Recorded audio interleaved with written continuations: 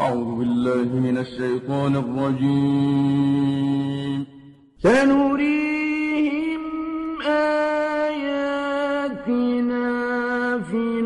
الآفاق وفي أنفسهم حتى يتبين لهم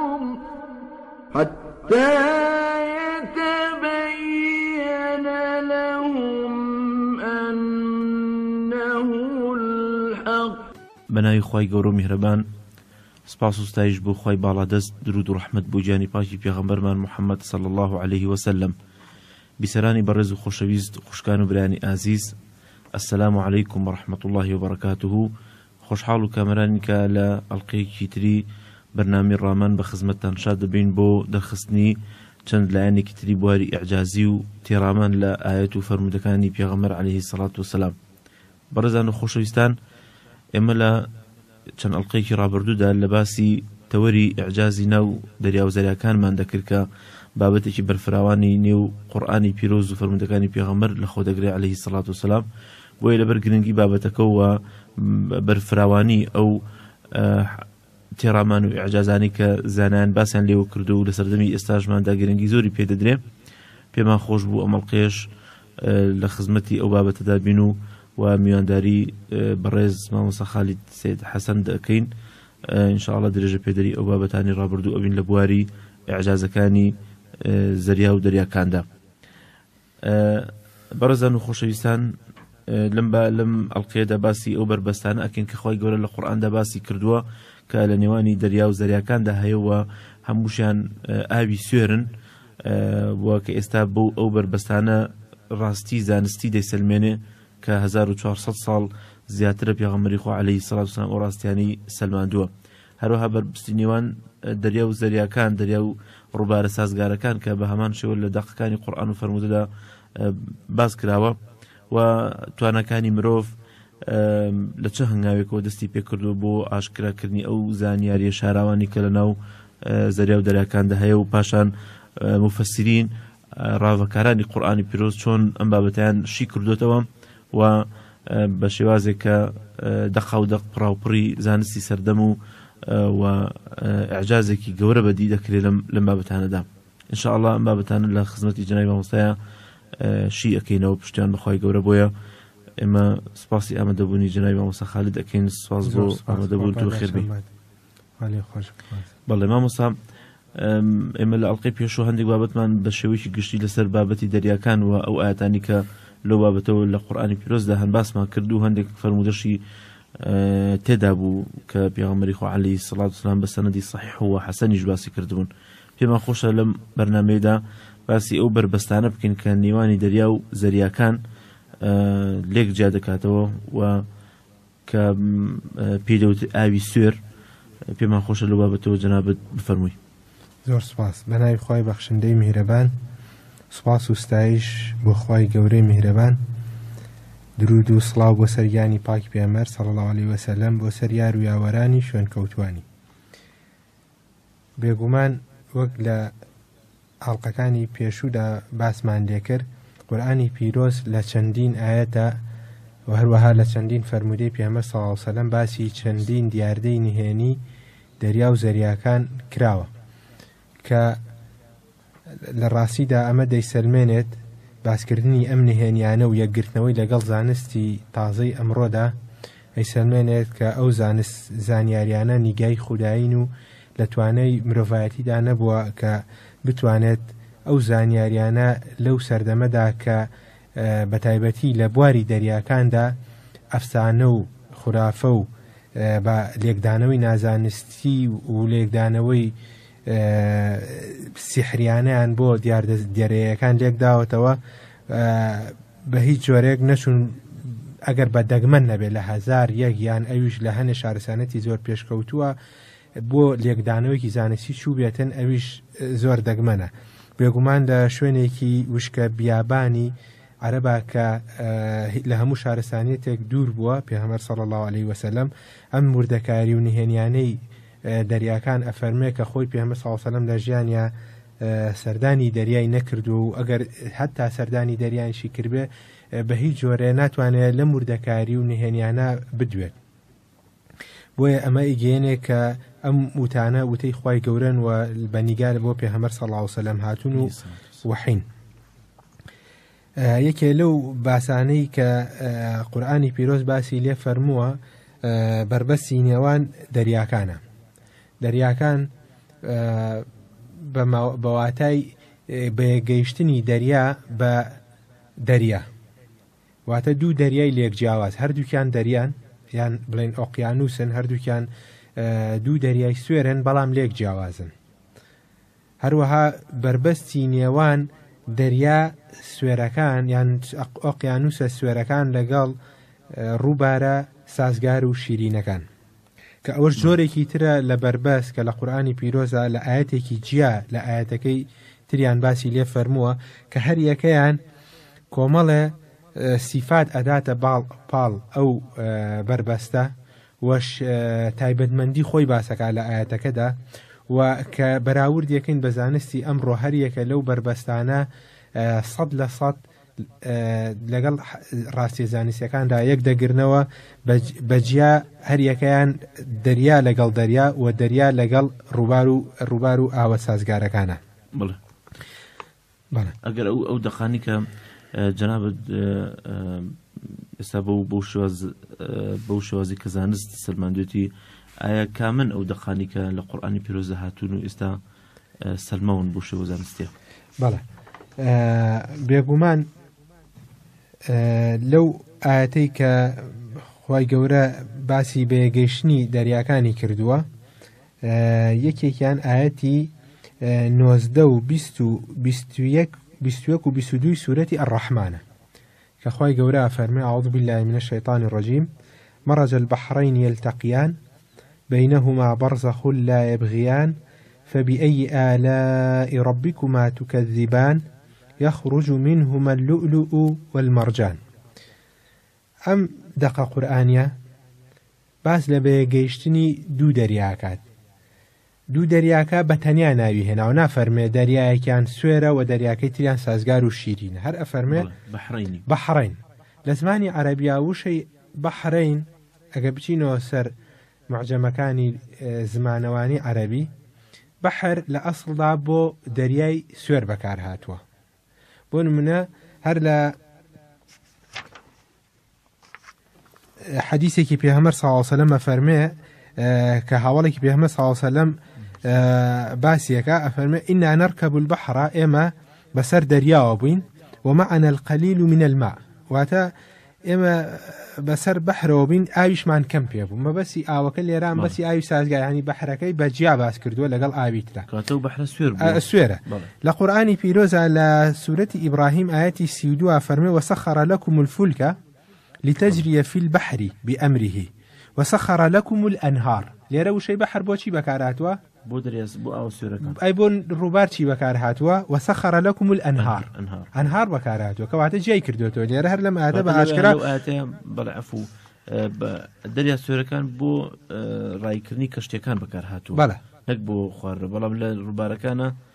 بۆ خواردنەوە و بۆ پێداویستی تریش بێگومان. دەبەرەوە وشەی بەحر ئەگەر بەتەنیا هات لە زمانی عەرەبیە لەگەڵ یاوشەیەکی تر نەبوو ڕوونی بکاتەوە ئەمە بە بەس پێی ئاوی سازگارە وشەیەک لە دوایەوە نەهات ئەوە بە بەس پێی ئاوی سوێرە. ئەمە لە ڕووی زمانەوە هەتا ڕای مفەسیرینیش بەم شێوەیە چکە وشەی البەحڕین لەو ئاەتی تیران کە پێی ئەگەین ئینشاڵڵا باسیەکەین وشەی بەحڕین شیە کاتەوە لەوێ تیران بەڵێ هەر بەحڕین هاتووە بەڵام ئەفەرمێ هذا عذب فرات وهذا ملح أجاج. ئەفەرمێ ئەم بەحرەیان سازگارە ینی ئەگەر ئەمەی لەگەڵا نەبوو ئەم وشەیە ئەو ئاوایان سازگار و شیرینە ئەوم بە بەس پێی بەتەنیا هات ئەوم بە بەس پێی ئاوی سوێرە. لەبەرەوە لەم ئاەتەیانە بەتەنیا هاتووە فەرمێ مەڕەج البەحڕین دوو بەحر کاردووکیان سوێرن یەلتەقیان واتە بەیەک ئەگەن. بەڵێ ئەجا لێرە بابینە سەر واتای زمانەوانی وشەکانی ئەم ئاەتە پیرۆزە کە هەرێکە لە وشانە چەندین معجزە بەڵێ معنایەکی خۆی هەیە و چەندین معجزی زانستیمان نیشان دەدەن و ئەیسەلمێنن کە ئەم وشانە هەریەکە بە قەسد لەلایەن پەروەردگارەوە لەم شوێنانە دانراون و لە ئەو پەڕی ڕەوانبێژی و لە ئەو پەڕی دەربڕینی بەلاغیە ئەم حەقیقەتە زانستیە وترا و سلمێنراوە. لە ڕاستیدا شتێکە بێ ئەوە بڵێن کاتێکە یەکێک بابەتێکی زانستی ئەنووسێ ناتوانێت لە شێوازێکی ڕۆمانەیە لە شێوازێکی بەلاغی و ڕەوانبێژی بەرزا بتوانێت حەقیقەتی زانستی بۆ خەڵک پێشکەش بکە. ڕامێکە لە موعجزەکانی قورئان ئەوەیە کە لە ئەو پەڕی ڕەوانبێژی و بەلاغەتە حەقیقەتی علمی باسەکات کە ئەمە لە هیچ کتێبێکی مرۆڤ دەست ناکەوێت. کەواتە بڵێن ئیعجازی و ئاەتانە جگەلەوەی کە لە ڕووی بەلاغیەوە بخۆی ئیعجازە بەڵی زانستیشەوە ینی دوورانەیە ناوەڕۆکی ئاەتەکە ڕووکەشی ئاەتەکەش بخۆ هەر ئیعجاز بێگومان لە هەموو ڕوویەکەوە ئاەتەکانی قورئان هەموو شەیەکی هەموو لەفزێکی معجیزەن. بۆیە کەس ناتوانێت ئاەتێک بێنێ سوورەتێک بێنێ وەکو ئاەتەکانی قورئان. جا لێرە با بزانین معنای وشەکانی ئەم ئاەتە چییە. لە ئاەتەکە فەرمێ مەڕەجە بە وشەی مەڕەجە دەست پێکا. وشەی مەڕەجە یعنیشی بەواتای چی دێت؟ مەڕەجە لە زمانی عەرەبیە ئەگە بینە سەر لیسان العەرەب مفردات ئەلفاظ القورئان للأصفهاني تاج العروس و هەروەها فەرهەنگەکانی تری زمانی عەرەبی کە بنەڕەتی لێکدانەی وشەکانی عەرەبین بۆ هەموو کەسێکی لێکۆڵەرەوە بە دوو واتای هێناویانە وشەی مەڕەجە. یەکەمیان بە واتای تێکەڵاو بوون خەڵت بەڵێ دووشتی جیاواز تێکەڵ بێ بەڵێ بە واتای تێکەڵبوون دێت. مەڕەجە البەحرەین ئەی خەڵەتە البەحرەین واتە دوو دەریا تێکەڵە بن. بەڵێ ئەمە واتای یەکەمی وشەی مەڕەجەیە کە لە قورئانی پیرۆزە فەرمێ لە ئاەتی 5 سورەتی قافە أعوذ بالله من الشيطان الرجيم بل كذبوا بالحق لما جاءهم فهم في أمر مريج.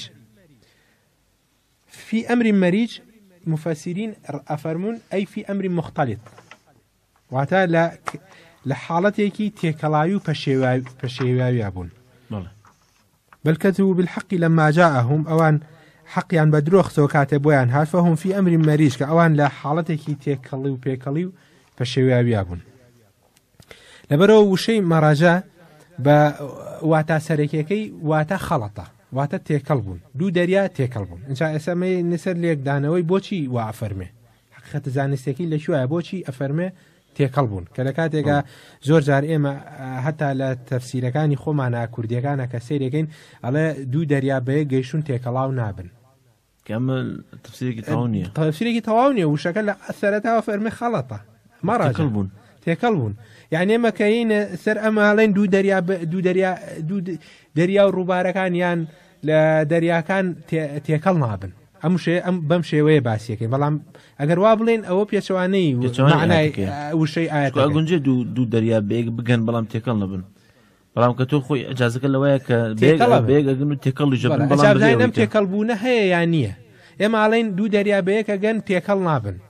بەڵام ئایا وایە؟ بێگومان وانییە وەکو ئاەتەکەیە کە ئێستا باسیەکەن بێگومان تێکەڵە بن. بەڵام تێکەڵبوونەکە چۆن چۆنیە و ئەو بربەستە چییە؟ بەڕاستی ئەمە شێوە حەقی وەستاندنە لێرا چونکە یعنی کاتێک کە تۆ ئەڵەی بربەست هەیە لە نێوان دوو دەریایە ئەم بربەستە بۆ چییە؟ بۆ ئەوەی تێکەڵ یعنی ئەم بربەستە لەبەر خاتری چیە؟ ئینسان یەکسەر عەقلی بەلای ئەوە ئاچێ بربەستێگەی لە نێوان دوو دەریا نایڵە دوو دەریاکە تێکەڵ بن وانە؟ بەڵام ئەفەرمێ بربەستیش هەیە بەڵام تێکەڵا بن. ئەمە یعنیشی لەبەرەوە مفەسیرین لێرە ڕاوەکارانی قورئانی پێشین تووشی قورسی بوون لێرە یعنی تووشی گرفت بوون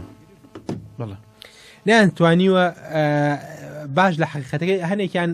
سوور زانیویانە وشەی مەڕەجە وشەی بەواتای خەڵەتەیەت بەواتای تێکەڵبوونیە. بەڵام بۆچی ئەفەرمێ بەینەهما بەرزەخون لە نێوانیانە بربەست هەیە ئەیکە بربەست هەیە کەواتە تێکەڵ نابن. ئەی بۆ فەرمێ لەبەرەوە هاتوون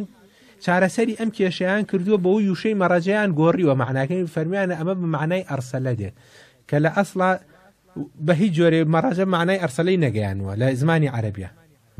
وشەی مەڕەجە یەکە لە واتاکانی خەڵەتەیە و یەکێ لە واتاکانی تری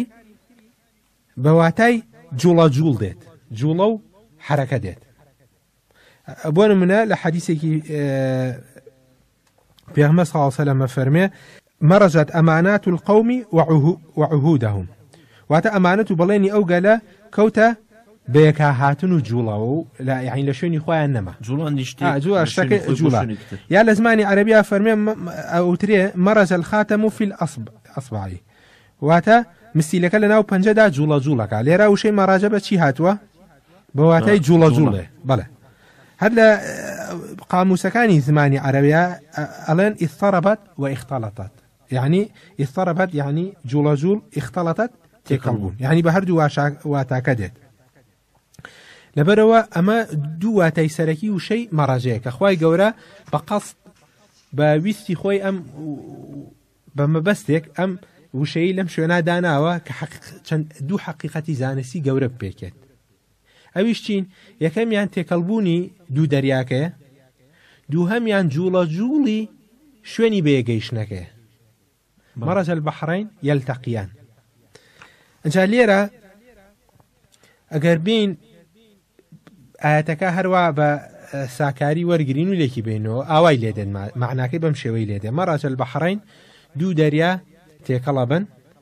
ولجولو لشلجان اضطربت لو شكا جولو شلجانكي زوردان ام دو دريا لشوني بيگيشنا يلتقيان يعني لشوني بيگيشتنيان دو دريا تيكلبن ولا جولو لشوني بيگيشنا لجولو شلجانكو هاتو شويكي زوردان اما واتاكي اگر بزمانواني لي ويگرين بالضبط بوشوي واتي طاوتي او اتشك خوي قالوا لي بكارينا بلا بيقوم جال بروا انجا ليرا كاكاتي ام اياتا بيستي علي مادام دو دريا هيا هردو كان تيكلي يكبن وهردو كان لشوني بيگيشتني انا جولو لدرياكانيج لجولو لحركان اويش ديار حقيقتي علمية كالدرياكان بهوي دياردي هلكشان و داكشاني مانغو كالروجانة دو جار جولة باوي دريا و زرياكانكات درياكان خاتت جولوا وهروها بهوي شپولي درياكانوا بردوام او دەریانە بە تایبەتی لە شوێنی بێگەیشتنیانە لە جوڵە و لە حرەکەیەکی زۆردان بەڵێ مامۆستا ئێمە ئەمانم لێرە بێنە سەر ئەو بابەتە ئیعجازی کە ئێستا لەو دوو تێکەڵبوونیان ڕوئەیە دیارە ئەوەی جەناب لە ڕووی زمانەوانی و دەشیکردنەوەی ئاەتەکە باس کردووە بەڵام لە ڕووی زانستیەوە ئێستا ئایا ئەم دوو ئاوە ئەم دوو بەحرە بە تەواوەتی تێکەڵ ئەبن ئایا تێکەڵبوونەکان ئۆرگانیە یعنی تێکەڵبوونەکان لروي فيزيكي وكيميائية تێکەڵ ئەبن یان ئەم شوازە چۆن ئێستا زانستی سەردەم پێی بم بابەتە بردووە بەڵێ ئاجا بێنە سەر لایەنی زانستی بێگومان زانست ئەوەی سەلماندووە کە دەریاکان لە یەک جیاوازن هیچ دەریایەک وەکو بنەمایەکی زانستی ناتوانرێ بڵێ هیچ دەریایەک تێکەڵی دەریایەکتر ئەبێ دەریاکان تێکەڵ ئەبن بەڵام لێک جیاوازن ئەمە چۆنیە کاتێک خۆی گەورە بەهۆی جیاوازیانە لە چڕیان و پلەی گەرمیان و سوێریان و ئەو جانارانی کە هەر لە هەر یەکەیاندا دەژی جیاوازن وای کردو دوو دەریاکە لێک جیاواز و وای کردووە بربەستێک لە نێوان دوو دەریای جیاوازە دروست بێت چونکە سوێریان جیاوازە و چڕێتیان جیاوازە و پلەی توانەوەی ئۆکسجین تیایە ناجیاوازە ئەم نمونەی تەنها لەو شوێنەیە هەیە کە قورئان باسێکە یاخود نمونەی تر هەیە لە دەریا و زەرەکانی ترە یعنی بۆ ئەو دوو تێکەڵیە کە خۆی گەورە ئەفەرمێ بەینەهوما بەرزەخون لا یەبغیان هەیە ئەمە تەنها لە یەک دەریایە باسی کردووە خود ئەم نمونەیە نا باسی یەک شوێن ناکە خۆ لەو ئاەتەکە باسی یەک شوێن ناکە باسی دەریا بە گشتی ئەکات باسی شوێنێک ناکە بڵێ لەو شوێناوایە شوێنەکە دیاری نەکردو لە قورئانی پیرۆزە لەبەرەوە شوێنەکە گشتیە یعنی ئەم حاڵەتە لە چەندین شوێنە دووبارە بێتەوە لە دەیان شوێنی بەحرەکانە کە نمونونەکانیان وەرگرت گونجە دوو دەریا بە هەموو پێگاتێکی جیاوازیەوە بگەن بە یەک بەبێ ئەوەی کە هیچ گیانلەبەرێک و پێگاتی ئەم دەریایە وەکو پێگاتە و دەریاکەی پێگاتە و گیانلەبەری دەریاکەی تر بێ بێگومان ئەم حقیقەتە لە ساڵی 1970 لەسەر دەستی تیمێکی دۆزەرەوەی دەریایی ئینگلیزی کە پێوترێ گەشتی تشالینجەر ئەم گەشتە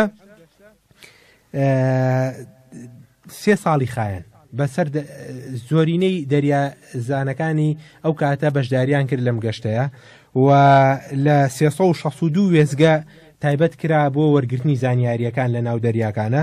و لە کۆتایی سێ ساڵەکە راپۆرتی گەشتەکە کۆکرایەوە بە 29,500 پەڕە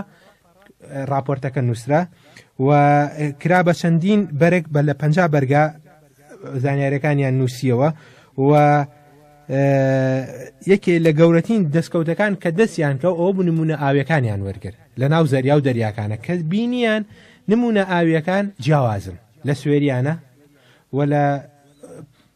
لە چڕێتیانە و لە پلەی گەرمیانە و لە پلەی توانەوەی ئۆکسسیژین تیاندا بۆیان دەرکە و جیاوازن نمونونەکان لەبەرەوە یەک نۆکداریانی لەگەڵەوەی بەچاو هەستیان پێکەی هەر هەمووی شینە لە بەرچاوی ئێمە یەک نۆ هەستەکەی لەمە خۆی لەوە خۆی سوێرە هەردووکی سوێرە هەز ناکەی بە جیاوازی لە خوێیانی بە ئاسایی بەبێ ئامێر ئەگە بتەوێت ڕێژەی خوێەکەی جیا بکەیتەوە ئینسان ناتوانێت بە ئاسانی هەستی پێ بکات کە جیاوازی هەیە لەس هەردووان سوێرن و هەردووان خاوەنی شەپۆلن لە بەرچاو تا شەپۆلێتەوە بربەس کووە لەکوێ بڕۆ سەری لە شوێنی بربەسەکە بۆستە هیچە بینی بربەس دیار نییە لەبەرەوە کاتێک کە زاناکان زانیان نمونونەکان جیاوازن بۆیان دەرکەوت کە دەریاکان یەک جۆر نین بەڵام دوایی لێکۆڵینەوەی تر دەسی پێکرد بۆیان دەرکەوت نمونونەکان کاتێک لە ناوچەیەکی فراوانە وەرەگرن یەک جۆرن و لە ناوچەیەکی تری دراوسیانە ئەوانی یەک جۆرن بە جیاوازن لە جۆرەکەی تەنیشە لەبەرەوە بۆیان دەرکەوت دەریاکان هی دەریایەکە ئەمە دەریایەکە وەکو بڵێن ئەمە وڵاتێکە ئەمەش وڵاتێکی ترە بەس لە یەک جیاوازن لە چی جیای کردوونەتەوە بربەسێ و ئەو بربەستە جیاوازە لە دەریای دراوسی و لە دەریای دراوسەکەی تری سیفاتی گەرمێکەکەی و سوێرێتەکەی و چڕێتەکەی و پلەی توانەوەی ئۆکسسیژینی ئەو بربەستە جیاواز و بڵێ ئەمەش دەریایەکی باریکە لە بینیانە کە پێوترێ ناویان نا بە بەرە ئەوش بە شواندن بەو بەرەی کە بینی نێوان دوو سوپاجی ئاکاتەوە دوو سوپاجی ئاکاتەوە ناویان نا بەرە یان ناویان نا ناوچەی ئاوە تێکەڵبۆکان میکسد وەتەر ئێریە کاتێک کە بۆیان دەرکەوت کە ئەم بربەستانە لە ئەم بربەستانە کە دوو دەریا لێک جیاکەنەوە هۆکاری ئەوەن کە هیچ دەریایەکان بەسەر دەریاکەی تریاندا زاڵ نەبێ چۆن ئەگەر دەریایەک گەورە بێ زەریایە گەورە بێ وەکو ئۆقیانوسی ئەتڵەسی کە لەگەڵ دەریای ناوەڕاستە کە بچووکە بە یەکەگەن کامیان گەورەترە ئۆقیانوسی ئەتڵەسی گەورەتریا دەریای ناوەڕاست بێگومان ئۆقیانوسی ئەتڵەسی گەورەتر لە دەریای ناوەڕاست دەریای ناوەڕاست بۆیە پێوترێت دەریا لە ناوترێ ئۆقیانوس بەرەی بچووکە هیناگە بەقی ئۆقیانوسی ئەتڵەسی گەورە بۆ ئەوش پیانەوە ئۆقیانوس نییە هەردویان هەر دەریا و سوێرن ئۆقیانوسی ئەتڵەسی و دەریایە بەڵام دەریاکە بچووکترە بە یەکەگەن کاتێکە لە ناوچەیەکە کە پێوترێ جەبەل طارق لەو ناوچەیە بە یەکەگەن ئەگەر ئێمە بیرکەینەوە هەستەکەین ئەڵێن ئەم دەریا گەورەیان واتە ئۆقیانوسی ئەتڵەسی مادەم تێکەڵ ئەبێ لەگەڵ دەریای ناوەڕاستە و مادەم جوڵە و شڵەژان و حرەکەیەکی زۆر هەیە کەواتە ئەم دەریا گەورەیە ئەم ئۆقیانوسی ئەتڵەسیە زاڵە بێ خۆی زاڵەکە سونووری خۆیە بەزێنێ یەتە شۆوە یەتە دەریای ناوەڕاستەوە کەواتە دەریای ناوەڕاست نەما کەواتە گەورەکە خۆی زاڵ کرد بەسەر چۆ ئەگەر ئێمە دوو ئاو بێنین تێکەڵیکەین یەکیان سوێر بێ زۆر یەک تۆز ئاوی سازگاریش بێنین تێکەڵیانکەین سوێرەکە زاڵە بێ وانە یعنی یا دوو ئاوێکیان ڕەنێ بێ کەم بێ ئەوی تریان ڕەنێکی تر بێ بە زۆر بێ کەمیەتەکەی تێکەڵی سۆرەکە زاڵە بێ یەکسەر خەیاڵی ئینسان بەواچێ مادەم مەڕەجە هەیە وشەی مەڕەجە هەیە خەڵەتە بەواتە تێکەڵبوونیە و ماشای اختیڵات و ئیستیراب و حرەکە دێت کەواتە ئێمە یەکسەر خەیاڵمان بەلای ئەوواچێ کە ئەم دەریا گەورەیە زاڵە بێ بەسەر دەریە بچووکەکە بەڵام خی گەورە فەرمێن نە مەترسن ئەفەرمێ بەینەهما لە نێوانیانە بەرزەخون بربەستێگە بربەستەکە ئاویە لای بغیان وشەی بەغی یعنیچی ینی ناتوان بەغی لە زمانی عەرەبیا بەغی یعنی سنوور تێپەڕان زاڵبوون بەس ناتوانێت لەگەڵەوەی ئەم گەورەترە ئەو بچووکە لە بەردەستی ئاەتی ناتوانە زال لە های بغیان بەس ینی سەیری هەموو شێ ئەم بابەتە یعنی بە تەواوەتی سلمێنراوە بۆ بێگومان یعنی ئێستا بۆچی دوو دەریای دراوسێ یەکیان گەورە یەکیان بچووکە ئەمیان زاڵ نابێ بەسەر ئەوی تریانە یعنی هەموو سیفاتی خۆی زاڵ ناکە بەسەر ئەم بربەستەیە ئەبێتە هۆی ئەوەی کاتێک ئاوی لایەکیان تێپەڕێ بۆ ئاوی لاکەی تریان سیفاتی ئەگۆڕێت ئەم بربەستەی گۆڕێ ئەی گۆڕێ بۆ سیفاتی ئاوی لە تێپەڕبوو ئەگۆڕێ بۆ سیفەتی ئاوی لێ هاتوو مامۆستا ئەم بابەتە لە تۆڕەکانی ئەنتەرنێتیش بڵاو کراوەتەوە ئەوە وێنی ئەو دەریایمان بینیوە کە لە ڕووی ڕنگ و تەنانە لە ڕووی پێکهاتی گیانلەبەری و ڕۆکیشمانەوە ڕسمەیە کە ئێستا تۆ جەناب دەیبینی ئەمە ئەم وێنەیە چییە؟ ئەمە بە گەیشتنی ڕسم گیراوە بە کامێرای حراری لە دوورەوە لە بەمانگە دەستکردەکان ئەم وێنەیە گیراوە ئێستا کاتێکە بە کامێرای گەرمی ئەم تەسویری حراری پێڵن ئەم وێنەیە ئەگیرێت بەپی پلەی گەرما بەپی پلەی گەرما ڕەنەکانی ئەو تەسویرە ئەگۆڕێ ئەم لایە کە سوورە ئەمە دەریایەکە ئەم لایە کە سپیە ئەمە دەریایەکتر ڕەنەکەی دەرە ئەم بەینە ڕەشە نەناوەندیانە ئەمە بەرزەخەکەی و بربەستەکەی نێوانیانە بۆچی ڕەخۆ ئەمە بە کامێرەی حراری گیراوە یەکسەر ڕەنەکان جیاکاتەوە لەبەرەوە بوو بە حەقیقەتێکی زانستی 100% کاتێککە مانگە دەستکردەکان ڕسمەکانی گرت لە دوورەوە و ئەو کامێرانە بەکارهات لە 100 بۆیان دەرکەوت کە ئەوە بربەستێکە ئاوەکەی جیایە ئەم ڕەشە ئاوەکەی جیایە و ئەو سوورە ئاوەکەی جیایە و ئەوەی تەنیشتی سپێکەیە ئاوەکەی جیایە مە لە کاتێکە بەو هەموو ئامێرە پێشکەوت و سەردەمیانە ئەمە کەشبوو بەڵام لە سەردەمی پێغەمبەری خوا عەلەیهی سەڵات وسەلام بەبێ هیچ بوونێکی ئەو جۆرە ئامێرانش ئەو سەرما و دیارە ئەمەکە پێغەمبەری خوا عەلەیهی سەڵات وسەلام خاوەنی پەیامێکی خوایی بووە بێگومان بەڵێ مامۆستا ئەم بربەزی کە جنابەت باسی ئەکەی ئایا لە نێوانی دەریا و ڕووبارە سازگار و شیرینەکانیشدا بە هەمان شێ ئەو بربەستە هەیە یان ئەو بربەستە جیاوازە لە بربەستی دەریا و زەریا سوێرەکان بێگومان لە ئاەتێکی ترە لە قورئانی پیرۆزە باسی بێگەیشتنی دەریا سوێرەکان و ڕووبارە سازگار و شیرینەکانەکات کە ئەویش لم آياتا أخوي جورا فرمي لآيات 56 سورة الفرقان أعوذ بالله من الشيطان الرجيم وهو الذي مرج البحرين هذا عذب فرات وهذا ملح أجاج وجعل بينهما برزخا وحجرا محجورا ليرا باسي مرجعك بهمان شيء شيء مرجعات وواتا دو بحر تيكلابن بحركة شيء أما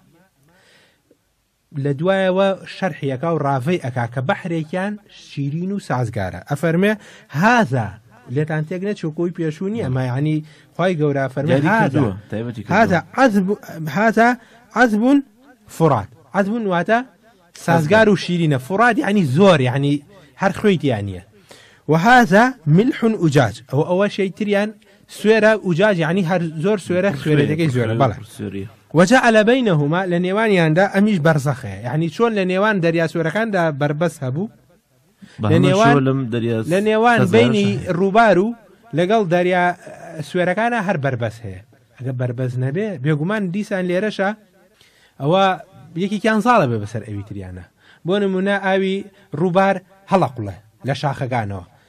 بەم ڕووبارە بۆ نمونە ئاوی نیل ئەڕواتە دەریای ناوەڕاستەوە یان ئاوی دیجلە و فرات هەڵەقوڵە ئەڕواتە کەنداوی عەرەبیەوە کەنداوی عەرەبی ئاوێکی سوێرە بەردەوام ئەم ئاوە شیرینە ئەڕواتە پێشەوە ئەگەر وابێ وردە وردە ڕێژەی ئاوە شیرینەکە زیاکە وانە هەر زیاکە چوەچێتە ناویەوە تێکەڵە بێ تێکەڵ نابێ ئەچێتە ناویەوە بەڵام ئایا بربەستەکە هەر هەیە یانێ لە شوێنی بێگەیشتنیانە ئایا ئەم بربەستە بۆتە هۆی ئەوەی کە بەردەوام ئەم سیفاتی خۆی پارێزێ و ئەو لاش سیفاتی خۆی هیچیان زاڵ نەبێ بەسەر ئەوی تریانە لێرە شتێکی تر زیاکە لەم ئاەتەیە لەمایەتە وشەی حیجر و مەحجور لەکە لە ئەوی ترا باز ناکرێ لە ئاەتەکەی سوورەتی ڕەحمانە وشەی حیجر و مەحجور نەهاتووە ئەفەرمێ وحیجرا مەحجورا حیجر چییە و مەحجور چییە ئەفەرمێ بەرزەخێگەیە کە حیجرە ئەو بەرزەخە بربەستە ئاویە و مەحجوریشە حیجر بە چیە وترێ لە زمانی عەرەبی حیجر بەو شوێنە ئاوترێ کە شوێنێکی سجن بێ سجن یعنی کەس نەتوانێ بچێتە دەرەوە بەڵێ شوێنێکی ینی کە سجن کەس نەتوانێت بچێتە ئەو شوێنەوە سجن بەڵێ مەحجور ئەو شوێنەیە کە کەس ناتوانێت بچێتە ناوی مەحجور شوێنێت حجر لە ناوخۆی ئەو شوێنە بربەستەیە کە ناتوانرێت ئاڵوگۆڕی تا بکرێت گۆستنەوەی تا بکرێت مەحجوورەکە لە ڕووکانی دەرەوە بەڵێ کەواتە شوێنێکی قەدەخە کراوە لەسەر ئەوەی کە تایەتی دەرەوە مەحجوورە جا ئەمە علمی ئەمڕۆ سەلماندوێتی هەرچی گیاندارە لەم شوێنەیە کە لەم شوێنەیە لە شوێنی بربەستەکایە لەبەرەوەی ئەو دی و ئاوەکەی سوێرە و ئەو دی و ئاوەکەی سازگار و شیرین بە هیچ جۆرێ ناتوانن بچنە ئەم دی و ناتوان بچنە ئەو دی یعنی وەکو شوێنێکی تەسک و تەنگەبەر هەتا وشەی حەجەر بە واتای شوێنێکی تەسک و تەنگەبەریش هاتووە لە زمانی عەرەبیە لقد تحجرت واسعا حديثك في النبي صلى الله عليه وسلم فرمي أي ضيقت ما وسعه الله يعني تو اشتكي أصحاب أو عربيك وتي إخوة رحم بمنو بيامر كي بكسي ترينك بيامر فرمي لقد تحجرت واسعة هل في ذلك قسم لذي حجر القرآن فرمي حجر بواتي عقلاتوا بوشي عقل بحجر باسكراوة ما لا ينبغي من الاتيان يعني بوشي بوهات ولا برويك هشتك ايش كسنته انا بدستي بينه بلا لا بروا بهريك خويا يعني اويك حجر وتشتكي سنورداره بلا شتيكي قفل كراوكا هیچ کەسێک نەتوانێ بەبێ دەسەڵاتێکی گەورە بتوانە بدەستی بێنێ بەڵێ جا ئەوە بڵێن لەبارەی وشەی حیجرەوە کە بە معنای شوێنێکی تەسک و تەنگەبەر و هەنگە و شوێنێکی سجن دێت لەسەر ئەوەی کەتیایەتی چی تایە لەم بربەستە کۆمەڵە گیانداری دێ ئەم گیاندارانە ناتوانن هاتوچۆ بکەن بۆ دەرەوەیان و گیاندارانی دەریا سوێرەکە و گیاندارانی دەریاشینەکەش ناتوان بچنە ناوێ کەواتە حیجریشە و مەحجوریشە لەمەوە دەردەکەوێت کە ئەو دووشەیە هەردووکیانی عزازن نە گیاندارەکانی دەرەوەتوان بێنە ئێرە بۆ لەبەرەوەی جیاوازی چڕی جیاوازی خوێەکە هەیە جیاوازی خوێەکە زۆرە ئەم جیاوازی خوێ وای کردووە کە ئێمە کاتێککە بۆ منە سەوزەوا دەشۆینەوە بە خوێ بیشۆرەوە بۆ لەبەرەوەی دیاردەی دەڵاندن هەیە لە زانستی زیندەوەرزانیە ئەو میکرۆبە و ئەو گیانارەزیان بەخشە زیینەوەرزیان کەتیایەتی ئەو خوێی تەقێنێ ناتوانێت یابژی ئەو خوێ لەبەرەوە ئەویش ئەگەر بێتە ئێرەوە ئەوی لە شیرینەکۆ بێتە ئێرە نیسبیان سوێرە بە نیسبە دەریاشینەکۆ ئەم بەربەشە وەکو چۆن ئێمە سەوزەکە خێنە و گیانارەکە ئەکوژێت بە هەمان شێوەی کوژێت لەوێ و ئەوەش کە بە پێچەوانەوە ئەوەش کە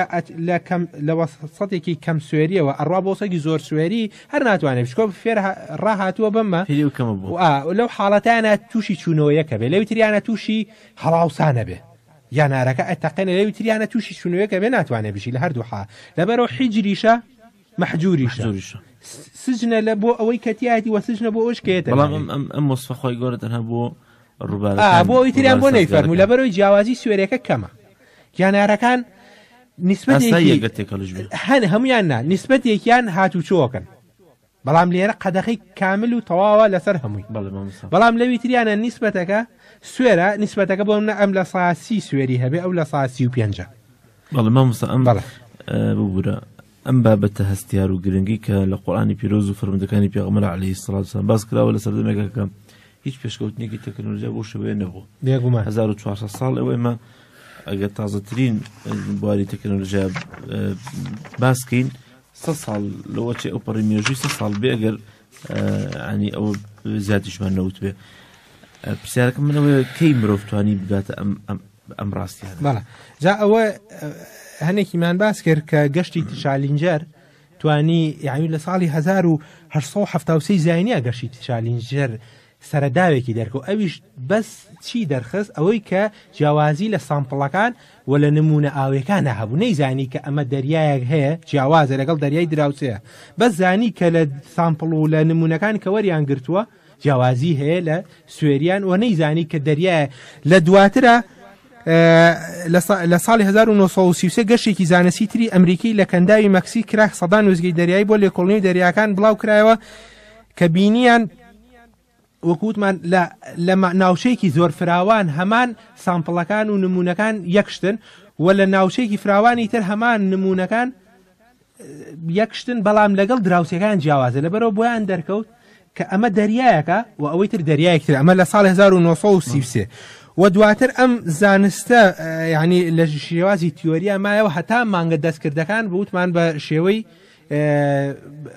حراری تەسووری حراری وێنەکانیان گر و لە ساسە دڵنیا بوون زاناکان کە ئەمە حقیقەتێکی زانستی و کەس ناتوانێت ئینکاری بکات باسەکە و زانستەکە چووە بواری بینینەوە. ئەو زانستە لەگەڵ ئاەتەکانی قورئانە هەمان ئەو زانانە ئەویان هەست پێ کردووە کە قورئان ئەم معلوماتە گرنگ و هەستیاری لایە هەڵویستان چی بۆ لەبارەوە؟ بەڵێ بێگومان یعنی ئەوەی کە زانی بێتی و ئاەتی بۆ ڕافەکرابێ و لێک درابێتەوە هەیە دانی بە زانسەکانی کە لەوانە پرۆفیسۆرێکی بەناوبانگی دەریاییە لە جیهانە بەناوی پرۆفیسۆر برساد ڕاو. ئەم پرۆفیسۆرە بەحثێکی زانستی لەسەر ئەم بابەتە پێشکەش کرد لە کۆنگرەی جیهانی ئەجازی زانستی قورئان و سونەتە و بەحثەکە ئێستا لە هەر کەسێ بێ لە ئینتەرنێتە هەیە پەیوەستی کرد بە ئاەتەکانی قورئانەوە ووتی ئەمەی کە لەم ئاەتانە باسکراوە بێگومانە بێ وحی خوای گەورە من ئەگینا پێغەمبەر صلی الله علیه و سلم لەو سەردەمایە کە بە هیچ جۆرێک لێکدانەوەکی زانستی نەبووە بۆ حاڵەتی دەریاییەکان و ئەو پەڕی شارستانیت بۆ لێکدانەوەی دەریاییەکان لەسەر ئاسی خوراافە بنیادناوە. بۆ نمونە شارستانێتی میسریەکان هەبووە کە وتوانە لافاوی نیل ئەوە دیارە خوای نیل خوای هەیە نیل و خواکەی لێمان تووڕە بۆ پێویستە ئێمە بووکێکی بۆ بڕازێنێ جوانترین کیژیانە ڕزاندە و ئاخسە ناو ئاوەکە یان و بۆشکم لافاوە و شەپۆلە تونگەکانی لەسەرمان هێواشکاتەوە. یاخود چەند ساڵێک ینی چەند ساڵێکی دوای وفاتی پێغەمبەر عەلەیهی سەڵات وسەلام بە هەمان شێوە عیلم بۆ شێوەی پێشکەوتنەوە نەک چەندین ساڵ چەندین سەدە هەتا 14 سەدەش دوای پێغەمبەر صلی الله علیه و سلم لێکدانەوەکان زانستی نەبوون هەتا بەم شێوەیە ئەم گەشتە فراوانە نەکرا و ئێستا بەهۆی مانگە دەستکردەکانەوە دیاردەکان ئەبینرێن بەو شێوەیە لە کۆتایی ساڵەکانی سەدی هەژدەهەمین بۆ 19 زیاتر ئەمە ئاشکرا بووە. بێگومان بەڵام هیچ زانایەک لەسەر ئەم بابەتە قەناعەتی بۆ دروست بووە. بەڵێ یەکێ لەو پرۆفسەرانی کە باسم کرد ئەم پرۆفسۆرەی برساد ڕاو کە ئەمە یەکێکە لەوانی کە خۆی هەستا بەحثێکی ئامادە کرد لەو کۆنگری ئەجازیە. بەڵێ لە کۆنگری ئەجازە و ئێستا ئەو بەحسە ئامادەیە ئێستا من لە بەردەستمایە و وەریش گەڕاوە بۆ کوردی ئەو بەحسەکەی ئەو ژێرناوی بربەسی نێوان بربەسی نێوان دەریا و زەریاکان و بربەسی نێوان دەریا و زەریاکان لەگەڵ ڕووبارەکان یعنی هەردووکی بەجیا باس کردووە و حقیقەتی ئاەتەکان و پەیوەستکردنی بە زانستی ئێستاوە بە جوانیشی کردوێتەوە بەحسێکە لە نزیکەی چلاپەڕێکە و چەندین پرۆفیسۆری تریش هەن یا زانای تری دەریایی کە هەر بەشداریان کرد لە موتەمەرانەوە شایەتیاندا لەسەر ڕاستێتی ئەو حقیقەتانی کە لە قورئانی پیرۆزا باس کراوە. بەڵێ مامۆستا دیارە مفەسرینیش جەناب لەسەرتا بەسەوت کە چۆن ڕاوی ئەوایەتیان کردووە ئەم بابەتێکی گرنگ و سیار بەڵام ئەبینی لای خۆمان لەناو کووردا یاخود ئەم سەرچاوانە کەمتر گرنگی پێدراوە. ئەمە دەتوانم بڵێن باشترین ڕێگایە بۆ گەیشتن بە قەناعەت و گەیشتن بە ئیمانێکی بەهێز لەلایەن خەڵکانێکەوە کە بە شوێن زانست و زانیاری ئەگەرم خۆی خۆشی کە ئەفەرمێ ئینەما یەخشە الله من عیبادی العولەما بەڕاستی زاناکان زیاتر لەخوا ئەترسن. بۆیە کاتێککە بۆ خۆی بەحر و دەریا و زەریاکان جۆرە سامناکێکیشی هەیە جۆرە هەیبەتێکی هەیە کاتێک کە مرۆڤ دەبینێ ئاوێکی ئابوو شێوە گەورەیە لە بەردەمیەتیوە ئەو هەموو سڕی و ئەو هەموو نهێنیە سەرسوڕهێنەرش تایە هەیە کە یەکێ لە زانە عەرەبەکان دەڵێم نهێنی ناو دەریاکان بە خۆی جیهانێکی تایبەتە زۆر لە جیهانی مرۆڤ قورستر و قوڵترێکە. بۆیە جەنابەت پێ دوانیە ئەگەر ئێمە وەکو کورد بتوانین ئەو بابەتە باز نەکراوانە چکە بەڕاستی لۆ بابەتێکی ئێجگار زۆر هەبێت لەم بابەتانە باز نەکرابێ و خەڵک نەگەشت بێت و ئەو ڕاستی زانستی کە ئەم قورئان سەلماندوێتی. جەنابەت چ ڕێگایەکەت پێ باشە بۆی چ بیسەرانی بەڕێز یاخود خەڵک بە شێوەیەکی گشتی بتوانە بە شوێن ئەم سەرچاوانەیە بگەڕێ بە تایبەتێکی ئێستا بواری ئەنتەرنێت و ئیعلامی ڕاگەاندنی ئەلکترۆنی زۆر لە برەودایە. بێگومان ئێستا هەر کەسێ بیەوێ بگەڕێ بۆ ئەم بابەتە زانستیانە بەڕێگەی کتێب و گۆڤار کە گۆڤارێکی تایبەت هەیە بەم بوارە وەرزانە دەرەچێ گۆڤاری هەیف کە ناوەندی کوردستان بۆ عزای زانستی لە قورئان و سونەتدا دەری دەکەنەوە تا ئێستا 26 ژمارە دەرچوو و ئێستا لە ئامادەکردنان بۆ ژمارەی 27 کە ئەم گۆڤارە لە من بۆ خۆم لە ژمارەی 6 و 7 و 8 و 9 10 و 11 باسم لە نهێنیەکانی دەریا کردووە لە قورئانی پیرۆز و لە سونەتی پێغەمبەر صلی الله علیه و سلم بە درێژی هەرێکێ لەو بابەتانە ئەم بابەتانە بە درێژی باسکراون و هەر کەسێکیش بیەوێ لە سێرچێکی ئاسان بکە لە بۆ گەیشتن بەم بابەتە زانستیانە کە ئیعجازی زانستی دەریاکانە لە قورئانی پیرۆزە بێگومان لە ئینتەرنێت چەندین سایتی تایبەت هەیە بۆ بوارە کە ئەتوانێت ئەسرار البحار کە شتی زۆر بێگومان کە ئەمە پێویستە مسلمان زانیاری دەربارەی ئەمانە هەبێت و وەکو کارێکی بانگەوازی نوێ و سەردەمیانە بەکاری بێنێ. جا ئەوە لە باسەکەما کە شتێکی تر مابوو باسیکەم تەکمیلەی ئاەتەکە کە فەرمە یەخڕج منهما اللؤلؤ والمرجان لە ئاەتەکە فەرمێ دەرەهێنرێ منهما لە هەردووشیان البحرین لە پێشەوە فەرمێ بەحرین منهما ئەگەر تو بۆ هەردووشی بۆ ئەفەرمێ لە هەردووکیان چی دەرەهێنرێ اللؤلؤ والمرجان. لؤلؤ و مەرجان چین؟ بریتین لە مرواری گەورە و بچووک. جا مرواری مەرجان بە تایبەتی کە مرواری گەورەیە بە هیچ جۆرێک لە ئاوی سازگار و شیرینە دەست ناکەوێت. کە ئەنێگەڵەن مەرجان بریتیە لە بەردی سووری مرواری ئەوانە بە هیچ جۆرێک لە ڕووبارە سازگارەکانە نییە.